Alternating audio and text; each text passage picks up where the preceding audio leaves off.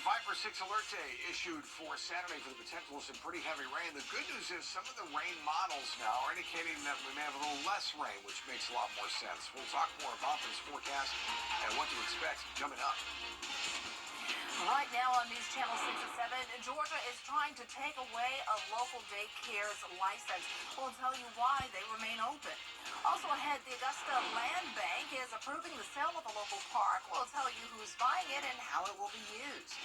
Family and friends of a Louisville teen are continuing what he started, how they're remembering Carter Gay. As your News at 7 starts now. Live from Television Park, this is WJBF News Channel 6 at 7.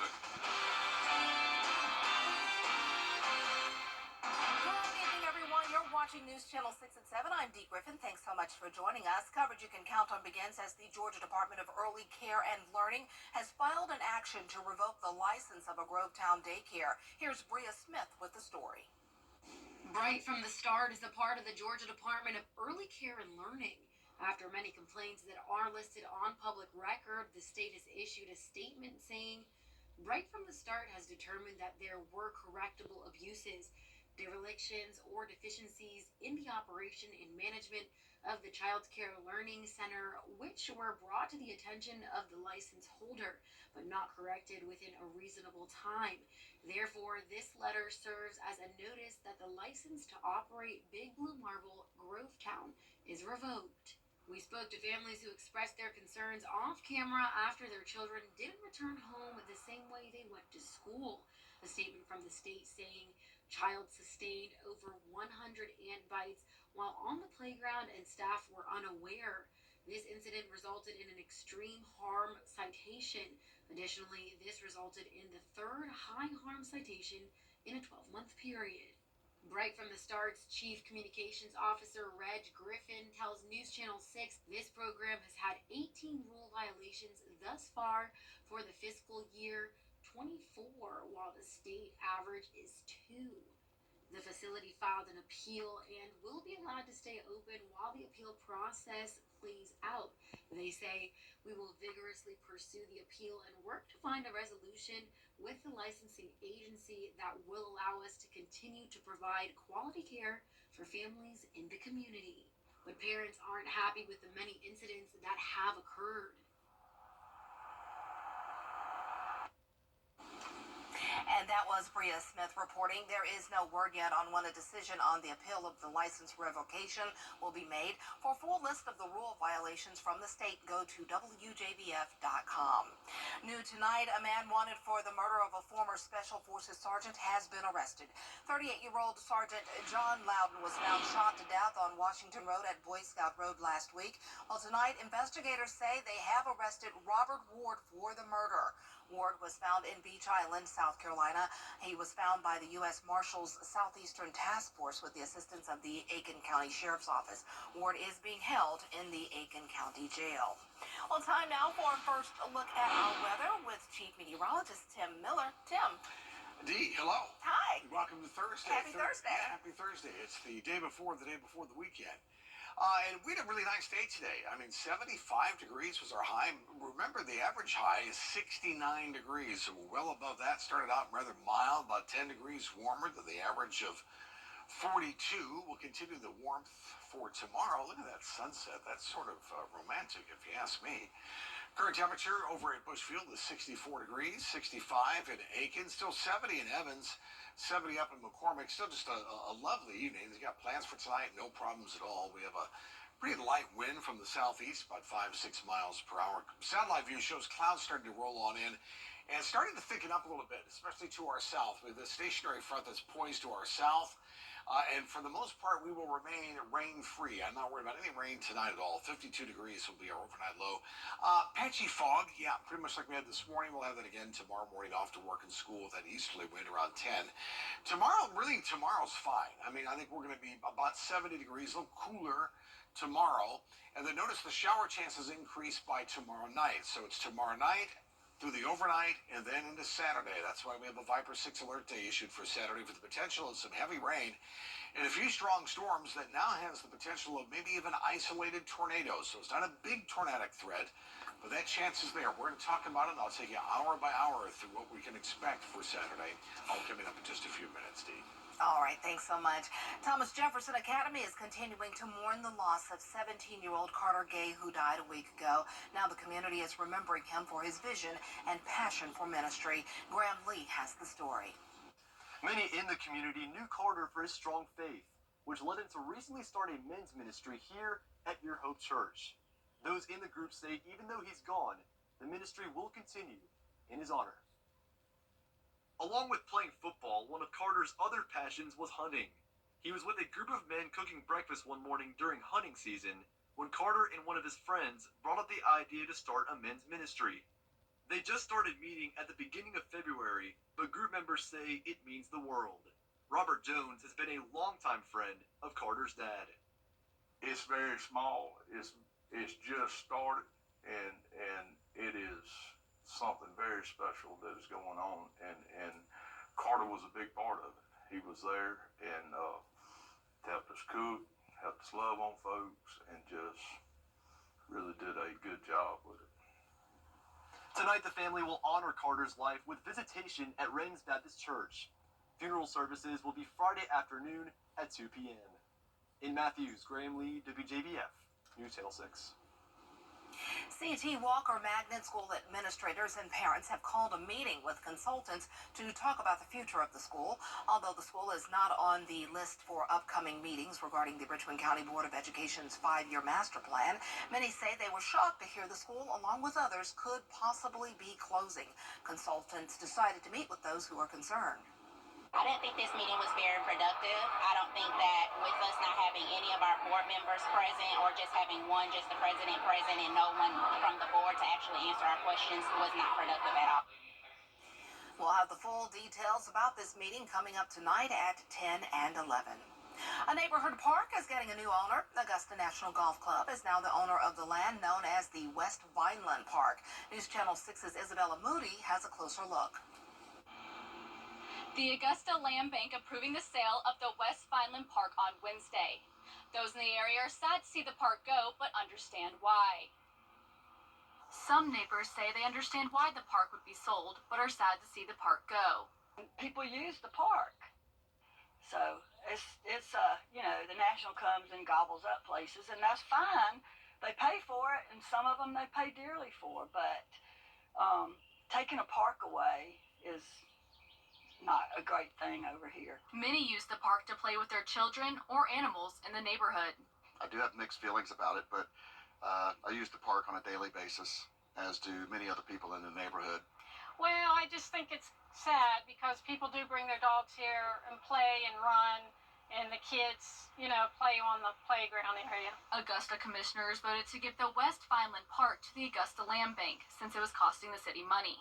Augusta Land Bank then sold it to the Augusta National Golf Club. They monitored the park, brought us back a recommendation to basically get rid of the park in a sense, divest it back into the land bank, and then we voted on the floor, I think it was in September. The Augusta National uses a small road by the park as an entrance as of right now, but plan to use the park to make an official entrance, but will this cause traffic? According to T. Chris Johnson, chairman of the Augusta, Georgia Land Bank Authority, the city just asked us being the land bank, to handle this transaction on their behalf. It's my understanding the Masters has for this particular park is to use it as access and egress into their property. It's a good bit of traffic, and they go in and out that down there by the park, and it hadn't affected us yet. Now, we do not know when construction will start, but we have been told it will not begin before this year's tournament. In Augusta, Isabella Moody, WJBF, News Channel 6. Today, the U.S. House of Representatives John Crow with your Cash 3, Cash 4, and Georgia 5. Well, it seems as though we have these weekends all the time, right? Half the weekend's dry, half the weekend is a little bit stormy. The stormy half of the weekend has a Viper 6 alert day attached to it. We'll talk more about that and what that means in particular, all coming up in just a moment. What's that? The Bojang. Augusta.com, Facebook, or Instagram.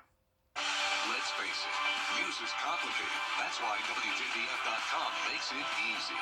Get clear, accurate stories that don't waste your time. Plus, get the latest video in one click with WJBF Plus. Get it all at WJBF.com. Imagine you're stopped in traffic. Roadworks brought the highway to a halt. Imagine looking in the rearview mirror. The 18-wheeler behind you is driving too fast for conditions. But you're lucky to be alive. You imagine how much worse it could have been. Imagine knowing you can call all nines 24/7 and get the help you need. The team at George Sink Injury Lawyers has the experience to help you. We've helped thousands of people get the money they need. Call all nines now. Over the years, thousands of people have gotten their hands on one. And who knows, you could be next. Win your very own Good Morning Augusta coffee mug at WJBF.com/coffee club. Sponsored by Honda Cars of Aiken. Local Living, Saturday mornings at 9:30 on News Channel 6. Now, your most accurate forecast with WJBF Live Viper 6.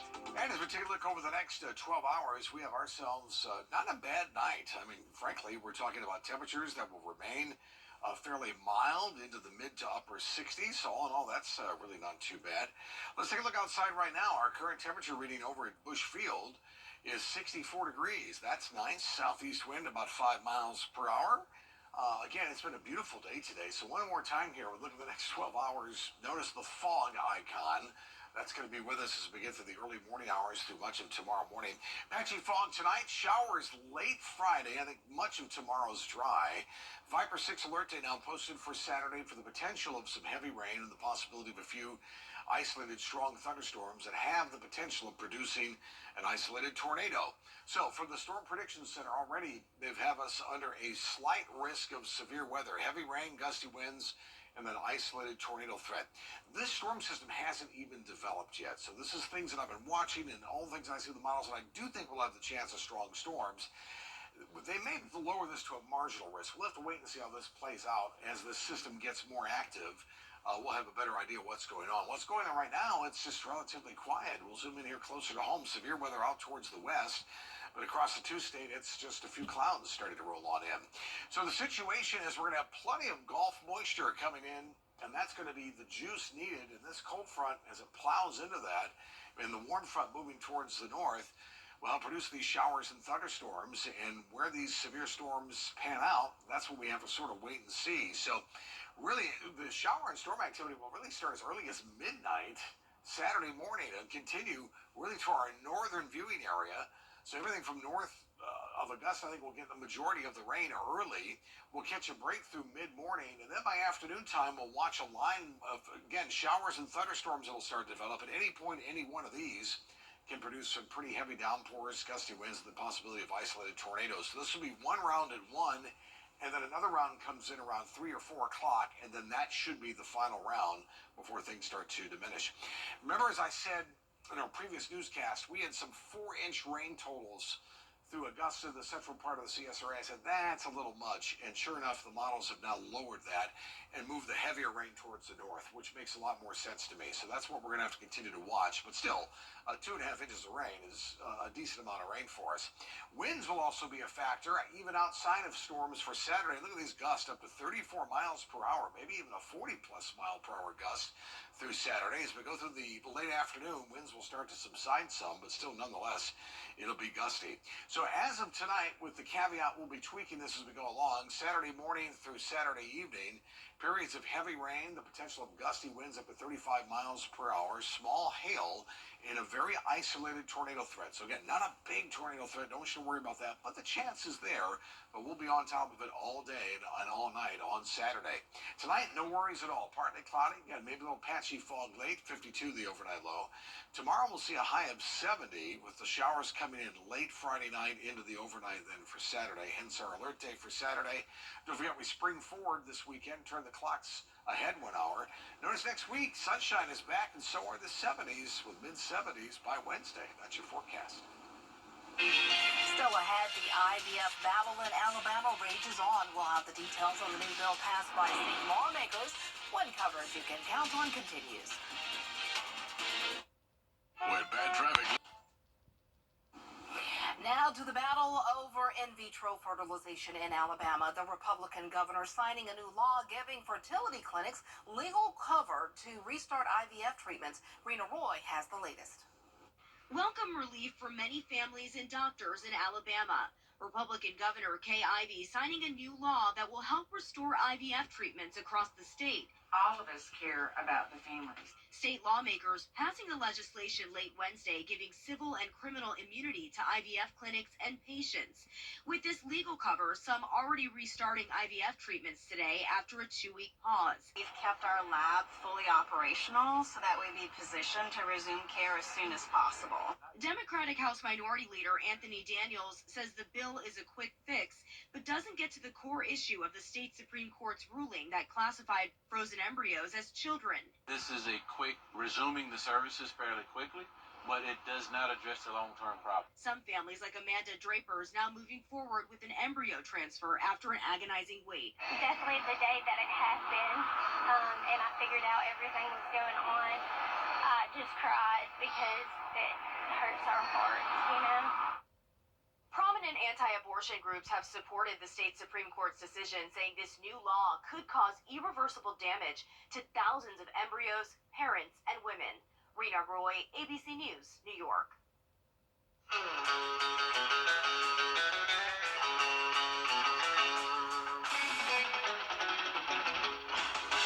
Power through your to-do list.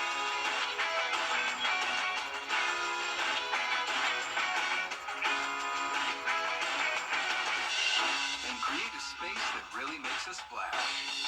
Right now, save $30 on the FS56 RCE trimmer. Real steel. Find yours.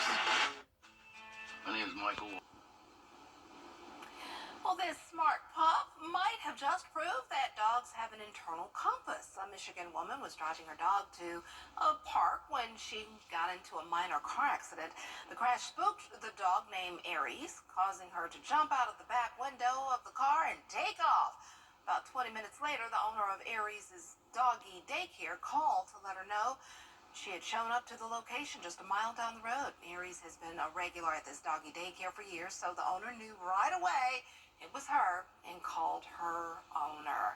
Good dog. Or it could be the zodiac sign. I know I'm a Pisces, so I mean, I don't know what that has to do with anything, but you know, you never But know. Aries knew exactly where to go. Where to go. This is, I'm supposed to be here, so I'm going to go there. That's good. Love it. All right, our forecast is going a little bit all over the road here. We have a 70 for tomorrow. 5/6 alert day posted for Saturday for the potential of strong to severe storms, so we will be watching closely tonight through tomorrow. And thank you for being our compass, guiding it through, Yes. guiding us through all of that. That's our time for now. We're always with you at WJBF.com. Entertainment Tonight is next.